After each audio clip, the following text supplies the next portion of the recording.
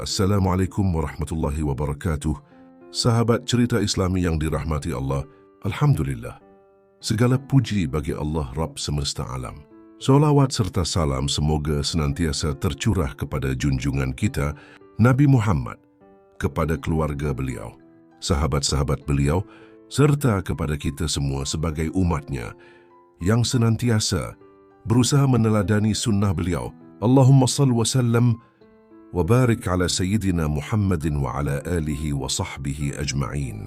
Pada video kali ini, kita akan membahas sebuah fenomena yang seringkali dianggap remeh, padahal dampaknya bisa sangat mengerikan, yaitu ain. Apa itu ain?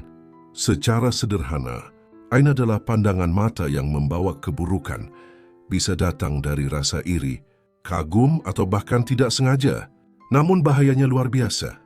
Banyak kejadian yang tidak bisa dijelaskan secara logika ternyata disebabkan oleh ain. Mulai dari sakit mendadak, usaha gagal, rumah tangga hancur, hingga kematian, semua bisa terjadi karena terkena ain. Apakah kita bisa melindungi diri dari ain? Bagaimana cara Nabi mengajarkan perlindungan dari bahaya ini? Mari kita simak kisah dan penjelasannya dalam video ini.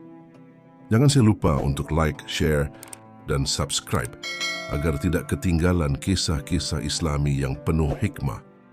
Rasulullah Shallallahu Alaihi Wasallam bersabda, "Al-ainu haq, walau kana syai'un sabaqal qadar, la sabaqathul ain." Artinya ain itu benar-benar ada, dan seandainya ada sesuatu yang bisa mendahului takdir, maka ainlah yang bisa melakukannya.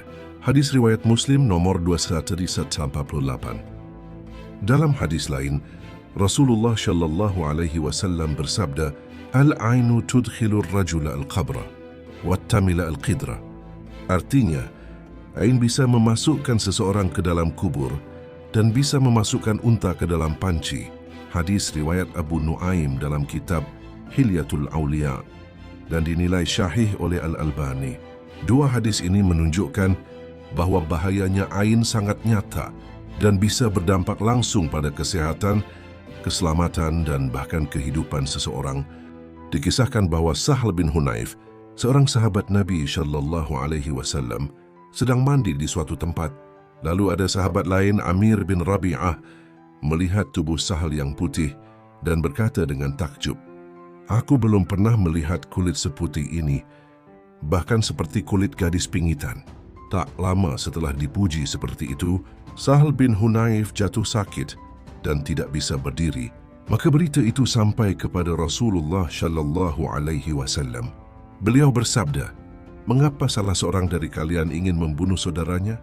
Jika engkau melihat sesuatu yang menakjubkan darinya, maka doakan keberkahan untuknya." Hadits riwayat Malik, Ahmad An-Nasa'i, dan dinyatakan hasan oleh Al-Albani. Kemudian Nabi memerintahkan Amir untuk berwudu, lalu air wudunya disiramkan ke tubuh Sahl. Setelah itu Sahl pun sembuh. Dalam kitab Fathul Bari, Ibnu Hajar menjelaskan bahwa banyak kasus yang terjadi pada zaman Nabi dan para sahabat menunjukkan bahwa ain dapat menimbulkan sakit yang serius, bahkan bisa menyebabkan kematian. Ia menegaskan bahwa pengaruh ain bukan hanya sugesti, tapi bisa nyata dalam fisik. Kisah ulama Ibnu Qayyim al-Jauziyah dalam Zad al-Ma'ad. Ibnu Qayyim menjelaskan banyak kasus. "Aku menyaksikan sendiri banyak orang yang tubuhnya bengkak, jatuh pingsan, bahkan meninggal hanya karena terkena ain. Banyak di antara mereka yang tidak tahu sebabnya, padahal ia adalah korban mata yang hasad atau kagum tanpa doa." Kisah orang syalih yang membunuh unta dengan pandangan. Disebutkan dalam kitab-kitab ulama bahwa seorang Arab Badui dikenal memiliki mata yang sangat mematikan. Suatu hari dia melihat seekor unta milik orang lain yang gemuk dan bagus, lalu berkata, "Belum pernah kulihat unta sebagus ini." Beberapa saat kemudian, unta itu roboh dan mati di tempat. Lalu si pemilik unta mengadu kepada Rasulullah Shallallahu Alaihi Wasallam. Maka beliau bersabda, "Mengapa kamu tidak mendoakan keberkahan ketika melihat sesuatu yang kamu kagumi?" Keberkahan atau doa bisa menjadi penyebab terjadinya ain, meskipun tidak berniat jahat. Bahayanya tidak hanya untuk orang yang dipuji, tapi juga untuk si pemuji sendiri, karena bisa menanggung dosa jika menyebabkan mudarat kepada orang lain. Berikut penjelasan lengkapnya. 1. Bisa menyakiti orang lain tanpa disadari. Rasulullah Shallallahu Alaihi Wasallam bersabda, "Mengapa salah seorang dari kalian ingin membunuh saudaranya? Jika kalian melihat sesuatu yang kalian kagumi dari saudaranya, maka doakan keberkahan untuknya." Hadis riwayat Malik dan Ahmad. Artinya, memuji dengan kekaguman tanpa doa, seperti barakallahu fiik, bisa menjadi jalan terjadinya ain yang dalam kasus berat bisa membuat orang sakit, gagal, bahkan meninggal. 2. Memicu hasad dan takabur. Orang yang terlalu sering memuji bisa menumbuhkan perasaan iri atau sombong, baik pada orang yang dipuji atau orang lain yang mendengar. Ini bisa merusak hati dan membawa dampak negatif dalam hubungan sosial dan keimanan. 3. Merusak keikhlasan. Memuji berlebihan bisa membuat orang simangga diri dan lupa bersyukur kepada Allah. Sebab semua kebaikan yang dimiliki seseorang sejatinya adalah karunia dari Allah, bukan murni dari dirinya sendiri. Adab memuji yang benar dalam Islam. 1. Ucapkan doa keberkahan seperti barakallahu fiik, semoga Allah memberkahimu. Masya Allah la quwata illa billah, apa yang dikehendaki Allah, tiada kekuatan kecuali darinya. 2. Jangan memuji di depan orang banyak kalau bisa menimbulkan riya. 3. Jangan berlebihan. Rasulullah pun melarang memuji berlebihan di hadapan orang yang dipuji. Celakalah kamu, engkau telah memotong leher saudaramu. Hadits riwayat Muslim. Kesimpulan, memuji itu boleh dan kadang berpahala jika niatnya baik, tapi harus disertai dengan adab Islami. Tanpa hati-hati, pujian justru bisa menjadi senjata tak terlihat yang menyakiti lewat mata hasad alias ain. Dalam kitab Nafahatul Uns, sebuah karya klasik tentang para wali dan sufi besar, terdapat kisah tentang seorang murid sufi yang sangat saleh dan zuhud. Ia hidup sederhana, taat ibadah, dan dikenal oleh masyarakat karena akhlaknya yang sangat mulia. Gurunya adalah seorang wali Allah yang bijaksana dan berhati lembut. Suatu hari, sang murid ini mendapat pujian dari banyak orang di kota. Mereka memuji ketampanannya, ketaatannya, suara tilawahnya yang merdu, dan tutur katanya yang santun. Hampir setiap hari ada saja yang datang dan berkata, "Belum pernah kami melihat murid sebaik dia." Mereka tidak mengucapkan doa keberkahan. Tidak ada yang mengingatkan untuk mengatakan, "Semoga Allah memberkahimu," atau menyebut nama Allah. Beberapa minggu kemudian, perubahan aneh mulai terjadi. Sang murid menjadi mudah marah. Emosinya tidak terkontrol. Ia mulai meremehkan orang lain, bahkan tidak lagi menghormati gurunya. Ia berkata kasar kepada sesama murid dan mulai merasa dirinya paling benar. Suatu hari, ia meninggalkan jalan tasawuf dan mulai mencaci ajaran yang sebelumnya ia cintai. Orang-orang terkejut. Banyak yang mengira ia terkena sihir atau kerasukan. Namun sang guru dengan mata batin yang jernih berkata, "Aku mencium bau ain pada dirinya." Orang-orang terlalu memujinya tanpa menyebut nama Allah, tanpa mendoakan keberkahan. Hatinya terbakar oleh pandangan kagum yang tidak disertai dengan doa. Itulah ain, racun yang datang dari mata menusuk hati dan merusak jiwa. Sang guru pun melakukan ruqyah dan mendoakan muridnya. Ia menyendiri selama berhari-hari, memohon agar Allah mengangkat penyakit hati itu dari sang murid. Dengan izin Allah, sang murid akhirnya sadar, menangis, dan kembali ke jalan tasawuf. Namun ia menghabiskan sisa hidupnya dalam diam, penuh penyesalan dan menjauhi pujian. Pelajaran dari kisah ini, dalam pandangan para sufi, ain tidak hanya menimbulkan penyakit fisik, ia bisa mempengaruhi jiwa dan spiritualitas seseorang. Orang yang semula hatinya bening bisa berubah menjadi penuh hawa nafsu. Orang yang awalnya lembut bisa berubah menjadi kasar. Itulah mengapa para wali selalu rendah hati dan tidak suka dipuji di depan umum. Mereka sadar, pandangan yang kagum tanpa doa bisa menjadi bencana dan pujian yang berlebihan bisa menjadi racun bagi orang saleh sekalipun. Kisah seorang hafiz Al-Quran yang lupa hafalannya setelah dipuji. Dalam sebuah riwayat dari kalangan salaf, disebutkan bahawa ada seorang pemuda di kota Makkah yang telah menghafal Al-Quran sejak usia muda. Ia dikenal sebagai pribadi yang sangat tenang, tawadhu dan istiqamah dalam ibadah. Setiap malam ia menghabiskan waktu untuk tahajud dan membaca Al-Quran dengan suara yang lembut dan merdu. Para ulama setempat kagum padanya. Suatu malam, ia diminta untuk mengimami salat tarawih di masjid utama kota. Setelah salat, banyak orang yang memujinya. Mereka berkata, "Belum pernah kami mendengar bacaan seindah ini." Yang lain berkata, "Sungguh luar biasa. Anak muda itu benar-benar diberi karunia besar." Namun tidak seorang pun di antara mereka mengucapkan doa keberkahan atau menyebut nama Allah. Beberapa hari setelah itu, pemuda tersebut mengalami perubahan yang mengejutkan. Ia mulai melupakan ayat-ayat hafalannya, bahkan ayat-ayat yang dahulu ia hafal sejak kecil. Ia mencoba mengulang hafalan, namun semakin ia berusaha, semakin hilang dari ingatannya. Ia bahkan lupa nama-nama surah yang biasa ia baca setiap hari. Ia pun jatuh sakit dan menjadi pendiam, tidak keluar rumah dan kehilangan semangat. Orang-orang mulai bertanya kepada seorang alim besar di kota itu. Ulama tersebut berkata, dia tidak sedang terkena penyakit duniawi, tetapi terkena pandangan mata yang kagum. Namun tanpa zikir kepada Allah, itu adalah ain dan ia merusak dari dalam. Ia menghantam bukan hanya tubuh, tetapi hati dan akal. Ulama tersebut menyuruh keluarga pemuda itu membaca surah Al-Falaq dan An-Nas setiap hari, meniupkannya ke air dan menyiramkannya pada tubuhnya. Ia juga menyarankan agar orang-orang yang dahulu memujinya datang dan mendoakan keberkahan untuknya secara langsung. Setelah beberapa waktu, dengan izin Allah, pemuda itu mulai pulih dan sedikit demi sedikit mengingat kembali hafalannya, meskipun tidak seperti semula.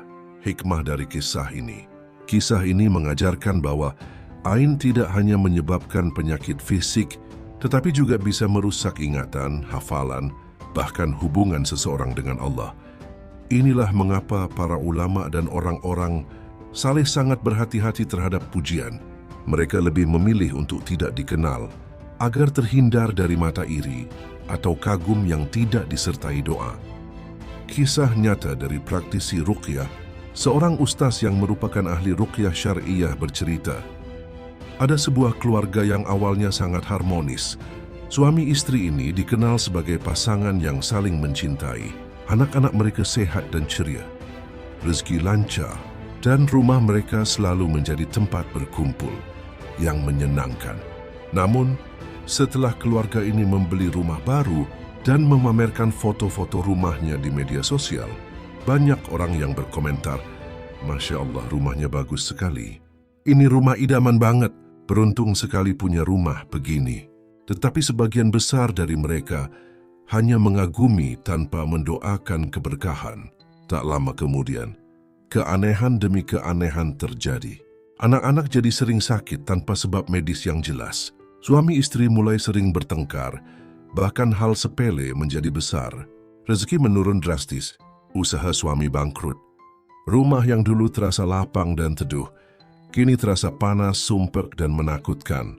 Sampai akhirnya mereka meminta bantuan ruqyah. Setelah diperiksa, ditemukan tanda-tanda gangguan akibat ain dan hasad, bukan sihir. Banyak mata yang kagum atau iri terhadap rumah mereka. Akhirnya keluarga itu membersihkan rumahnya secara ruhani dengan zikir, membaca surah Al-Baqarah, dan menghentikan kebiasaan memamerkan kehidupan mereka di depan umum. Setelah ruqyah dan pembacaan Al-Quran rutin, rumah tersebut kembali tenang dan keluarga itu mulai membangun keharmonisan dari awal. Penjelasan ulama tentang ain dan rumah. Ibnu Qayyim al-Jauziyah rahimahullah mengatakan, ain bisa mengenai seseorang karena kekaguman, iri, atau pandangan tajam yang tidak disertai doa. Bahkan bisa mengenai barang, rumah, kendaraan, dan binatang. Dan dalam banyak pengalaman para ahli ruqyah, Ain bisa membuat rumah penuh dengan pertengkaran, rasa sempit, dan kemunduran rezeki. Bagaimana mencegah rumah dari bahaya ain? 1. Jangan memamerkan rumah atau isinya secara berlebihan. 2. Jika mengagumi sesuatu, ucapkan Barakallahu fi, Masya Allah la quwata illa billah.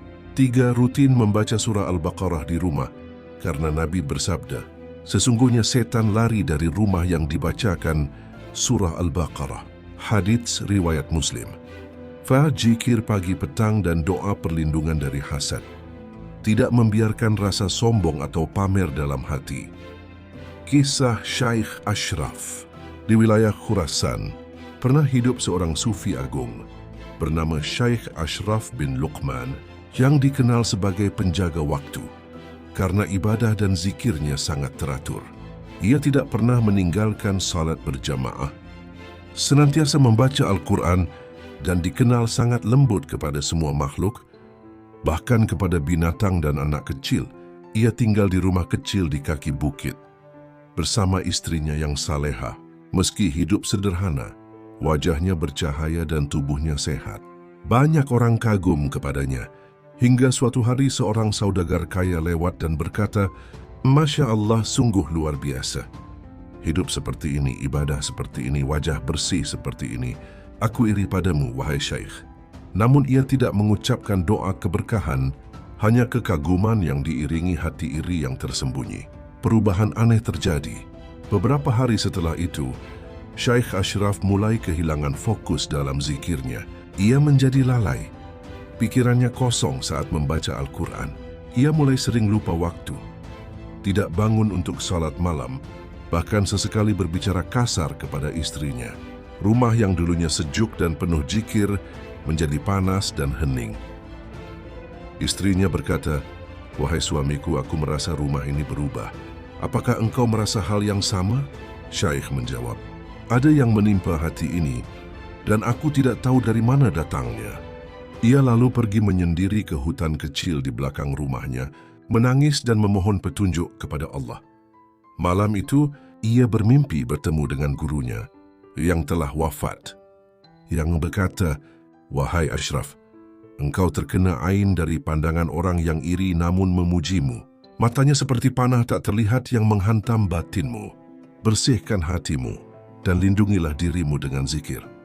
Pemulihan diri. Setelah itu, Syekh Ashraf melakukan pembersihan hati dengan berpuasa, memperbanyak zikir, la haula wa la quwata illa billah, dan membaca surah Al-Falaq serta Al-Ikhlas setiap malam. Ia juga meminta istrinya untuk membacakan doa perlindungan dan mengusap tubuhnya dengan air yang dibacakan ayat Al-Quran. Setelah beberapa hari, keadaan rumah berubah. Ia kembali tenang, kembali khusyuk, dan rumah mereka kembali bercahaya seperti semula. Pelajaran dari kisah ini, para sufi memahami bahwa ain adalah panah dari hati, baik dari hasad maupun kekaguman tanpa menyebut nama Allah. Mereka sangat berhati-hati dalam menerima pujian dan senantiasa mengajarkan murid-muridnya untuk 1. Tidak memamerkan amal ibadah. 2. Menutup kelebihan diri agar tidak memancing iri. 3. Mendoakan orang lain saat merasa kagum. Dalam kalam para sufi, hati yang suci bisa retak oleh pandangan mata yang kotor. Kisah Abdullah sang penulis kalam. Abdullah bin Tiham adalah seorang penulis naskah-naskah keagamaan di kota tua Nishapur. Ia bukan ulama besar, tetapi tulisannya menenangkan. Ia pandai merangkai kata-kata zikir dan pujian kepada Allah hingga orang-orang menjuluki naskah-naskahnya sebagai kalam yang menghidupkan hati. Naskah-naskahnya tersebar di kalangan santri dan para peziarah. Ia menulis bukan untuk terkenal, tetapi sebagai bentuk ibadah. Setiap kali menulis, ia berwudu, membaca basmalah dan menangis dalam hening.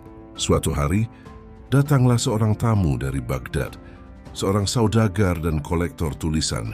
Ia membaca satu lembar karya Abdullah, lalu berkata dengan mata membelalak, "Ini tulisan paling indah yang pernah aku lihat. Tak ada yang bisa menandingimu, kau orang pilihan Tuhan." Ia memeluk Abdullah dan memuji-muji di hadapan banyak orang. Sayangnya, ia tidak menyebut nama Allah, tidak pula mendoakan keberkahan. Kehilangan yang tak terlihat. Malam itu Abdullah merasa gelisah. Tangannya terasa berat. Ia ingin menulis seperti biasa, namun tinta menetes tanpa bentuk, jemarinya kaku, dan pikirannya kosong. Ia mencoba mengulang kalimat zikir, namun seperti lupa. Ia menangis merasa kehilangan ruh dalam tulisannya. Beberapa hari berlalu, keadaannya memburuk. Ia mulai meragukan niatnya sendiri, merasa bahwa menulis hanyalah kesombongan. Ia berhenti menulis. Ia menjauh dari para sahabatnya. Ia berkata, "Aku tidak lagi mampu mendengar suara hati saat menulis. Seolah pena ini mati." Nasihat dari seorang darwis tua. Melihat keadaan Abdullah, datanglah seorang darwis tua. "Wahai anak muda, engkau terkena panah mata yang tidak menyebut nama Allah. Pujian yang tidak disertai doa adalah seperti api yang membakar tanpa suara. Ia telah menyusup ke dalam jiwamu melalui kekaguman manusia. Bersihkan dirimu." Darwis itu lalu mengajarkan zikir malam yang disebut zikir penyembuh ain, yaitu membaca ayat kursi 7 kali, surah Al-Falaq dan An-Nas 11 kali, syalawat sebanyak 100 kali dengan penuh rasa rindu. Abdullah melakukannya selama 40 malam. Pada malam ke-41, ia bermimpi melihat pena emas turun dari langit, menyentuh tangannya dan berkata, "Tulislah untuk aku, bukan untuk mereka." Abdullah kembali menulis. Tapi kali ini ia menolak semua bentuk pujian. Ia menyembunyikan namanya dalam setiap naskah dan hanya meninggalkan tanda kecil. Doakanlah penulis ini agar selamat dari ain dan riyah. Tulisan-tulisannya menjadi lebih kuat, lebih jujur dan lebih tersembunyi. Ia tak lagi mencari pembaca, hanya mencari ridha Tuhan. Hikmah kisah ini, dalam dunia sufi, ain adalah ujian tersembunyi bagi orang-orang yang mendekati Allah dengan tulus. Kadang bukan karena iri saja, tetapi karena kekaguman yang tidak diiringi dengan zikir dan doa. Itu cukup untuk memutus hubungan ruhani seseorang dengan amal baiknya. Para sufi berkata, ketika manusia melihatmu dengan mulut terbuka, namun hati tertutup dari Allah, disitulah mata mereka menjadi tajam dan lidah mereka menjadi racun. Mengapa pujian berulang bisa berbahaya? Manusia punya hati yang berubah-ubah. Orang yang memuji terus-menerus bisa saja secara tidak sadar menyimpan kekaguman berlebihan atau hasad yang tersembunyi. Bahkan jika ia orang baik, mata tetap bisa menyakiti jika tidak disertai dengan zikir atau ucapan seperti Masya Allah, Barakallahu fi'ik, la quwata illa billah. Da 2. Pujian terus-menerus bisa membangkitkan ria dalam diri kita. Pelan-pelan, kita bisa merasa bangga, senang diperhatikan, dan kehilangan niat karena Allah. Inilah celah bagi setan untuk masuk dan mengganggu jiwa. 3. Pujian bisa menjadi bentuk ain tanpa disadari. Banyak kisah sufi dan ulama, orang yang terus dipuji tiba-tiba sakit, kehilangan semangat ibadah, atau bahkan menjadi lupa arah hidupnya. Dan saat ditelusuri, ternyata karena mata dari orang yang memuji itu kuat pengaruhnya meskipun dia tidak sadar. Langkah perlindungan jika sering dipuji. Berikut cara melindungi diri jika kamu merasa sering dipuji oleh orang yang sama. 2. Segera jawab pujian dengan istighfar dan doakan si pemuji. Contoh, Astaghfirullah, semoga Allah juga memberkahimu. 2. Perbanyak zikir pelindung setiap pagi dan sore. Ayat kursi surah Al-Falaq dan An-Nas membaca La haula wa la quwata illa billah sebanyak 100 kali. 3. Minta orang tersebut dengan halus untuk mengucapkan Masya Allah. Bila kamu merasa dekat dengannya, sampaikan dengan lembut. Kalau melihat yang baik dariku, sebut juga Masya Allah ya, supaya berkah. Banyak orang tidak tahu pentingnya hal ini. Jadi ajari dengan kasih. 4.